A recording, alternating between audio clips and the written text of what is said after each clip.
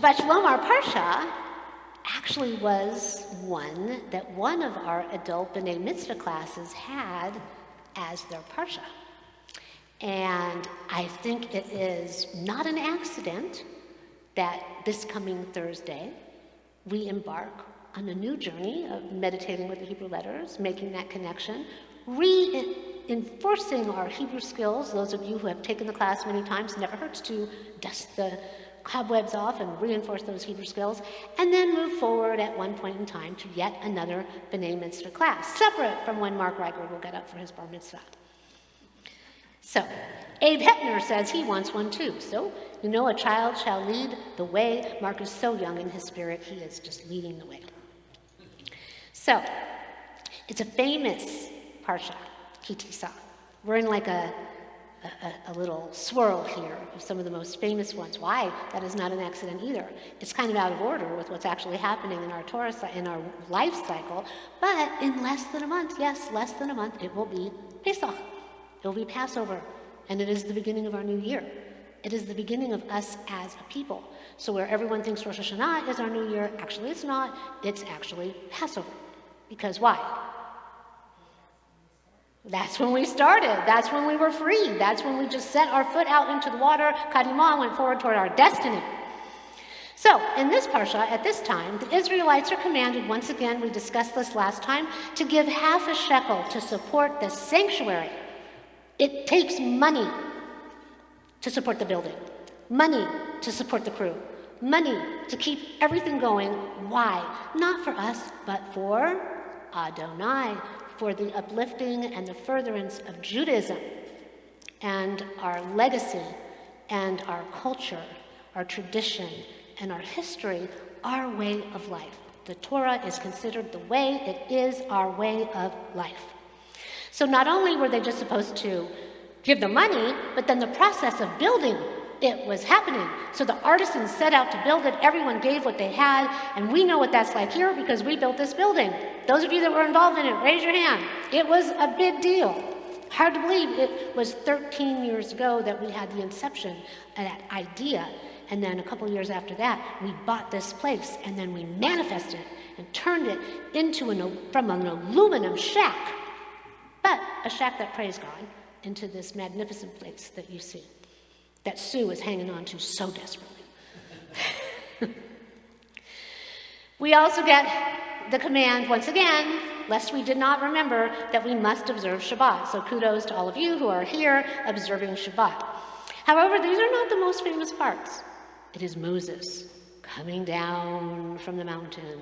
You all know that movie, The Ten Commandments. He comes down the mountain with those tablets. What does he find? Impatient, stiff-necked Israelites. What are they doing? They are worshiping that golden calf. Why? Because they were impatient. They didn't know if Moses was coming down. They lost what? Faith.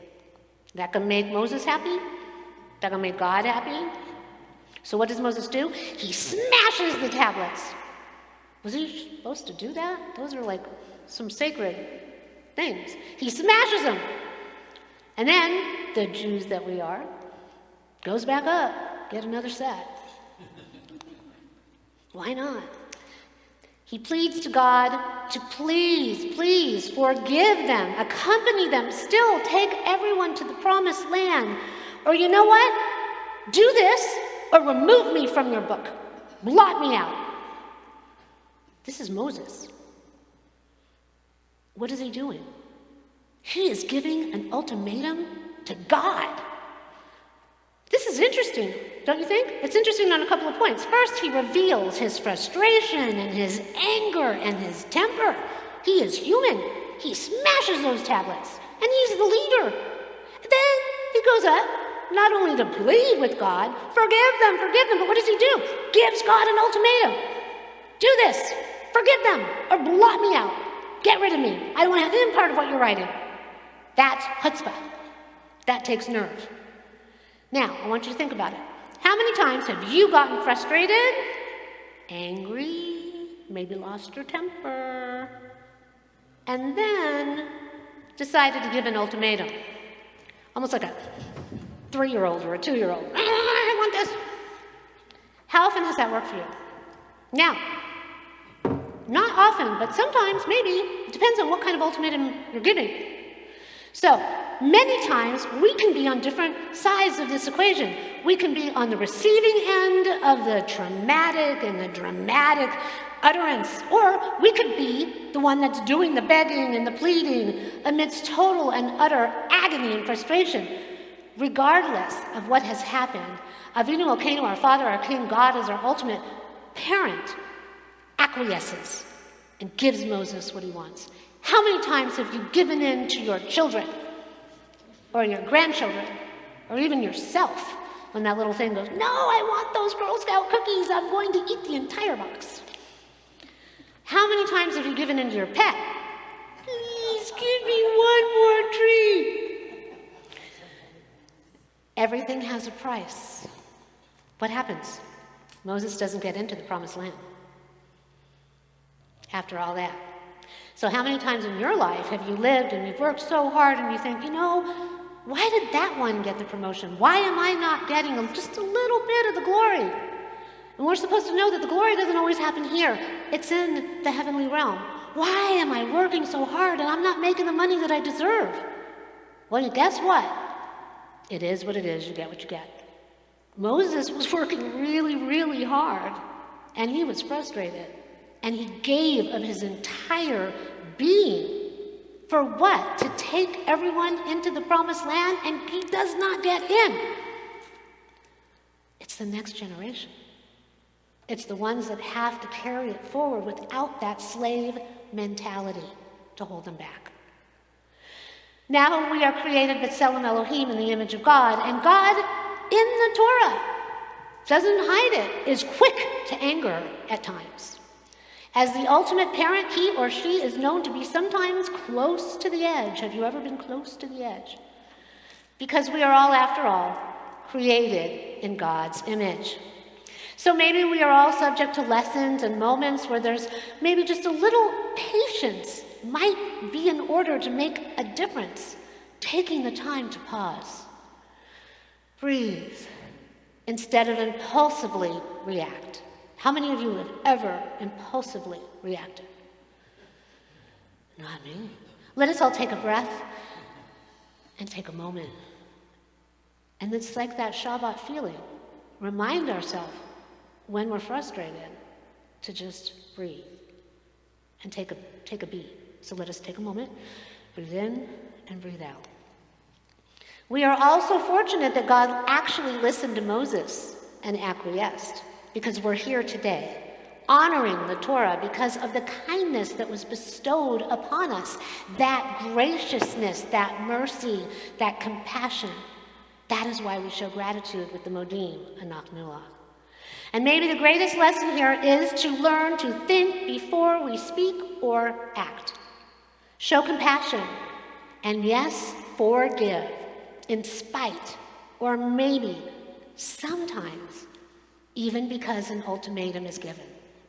And maybe we don't like it. No one wants to be pushed up against the wall to make a decision, but sometimes we need a punch and tuckus. Sometimes that's what it takes to maybe make us all move forward. That's all everyone in those days was trying to do, just move forward toward the promised land. And over 6,000 years later, almost 6,000 years later, that's what we're all still trying to do. And so sometimes when someone gives an ultimatum and we don't like it, sometimes we've got to go, whoa, okay, why does this matter so much to this person? Maybe there's something I've missed. Maybe there's some way I need to evolve and grow. Why to make something else happen that I don't get? So I have to be open. I have to be willing to hear. I have to think before I speak or act. I have to take a breath so that I don't come back at them with, blah, blah, blah. How dare you tell me what to do? How dare you give me an ultimatum? Process. Be open to the possibility of another course of action. That's what God did and gave the second set of tablets. He gave us a second chance. And how many of you have people in your life that get way more than one second chance? But we wanted that. And actually, we got way more than one second chance as we were wandering in the wilderness. So as we go through this Shabbat, let us think about how quick to anger we sometimes can be. How quickly we might get frustrated. when we have been the one giving an ultimatum. Hilda, I remember one I gave around here a long time ago, don't you? And when someone has done that to us. Let us evaluate what works and what doesn't, and when ultimately forgiveness may actually be the key to unlocking the promise. So may we take the good and the not so good attributes of our ancestors. They're not so great sometimes. Look at Moses getting mad, smashing the tablets. Just like our parents. We want to model for our children the good, and we hope that those things that we don't do so well, as my mother used to say, do as I say, not as I do, which is kind of a backwards way of doing it, but it actually worked with me. And then figure out which things we want to emulate, which things we then strive to carry forward. And that's the point. Strive. It is a process. This life, our relationships, and our personal and communal evolution is an ongoing process.